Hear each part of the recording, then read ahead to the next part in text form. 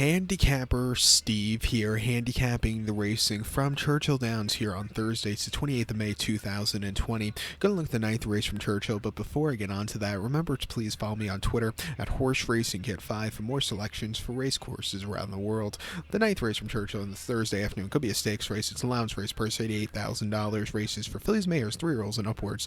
We have a field of 15 horses entered, including part of an entry, but keep in mind 11, 12, 13 are also eligibles, 14 1A MTOs. So 10 will go to the turf course.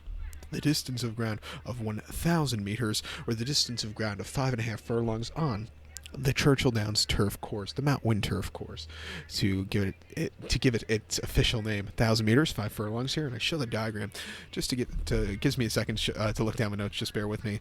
Top selection. I'm going to go with the 5-horse change of control. I'm going to go 5-2-1-8 in the superfecta. 5-2-1-8 super. Top selection of 5-horse change of control. 4-year-old filly by Fed Biz.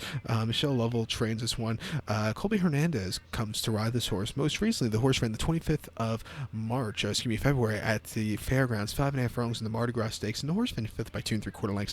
Horrible beginning that day, very wide, but he was mowing them down late. Not a bad run. This turf course, I think today, especially, you're going to see a good pace in this one, and I think it's going to be coming. It's going to do well for a horse that's going to be coming off the pace.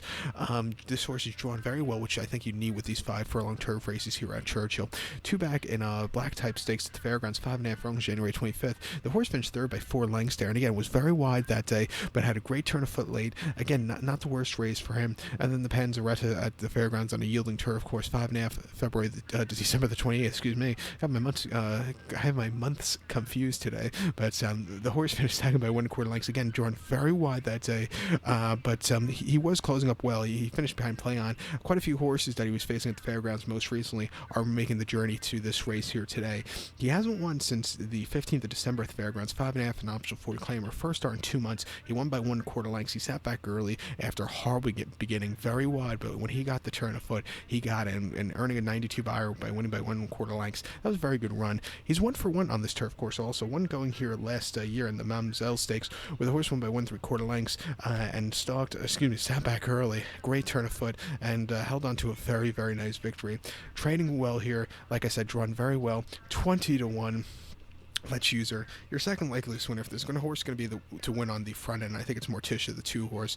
But she has some questions. Her last few races haven't been that good. She should have won last time out of Keeneland, I thought. 3 back in the Smart and Fancy Saratoga. She definitely should have won also. But she can win on paper. But to recount my selection for the ninth from Churchill, let's take the 5-horse change of control. We'll go 5-2-1-8 in the superfecta, 5-2 in the multi-race. So good luck to all, and please follow me on Twitter at Horse Racing Kid 5. Good luck, everybody.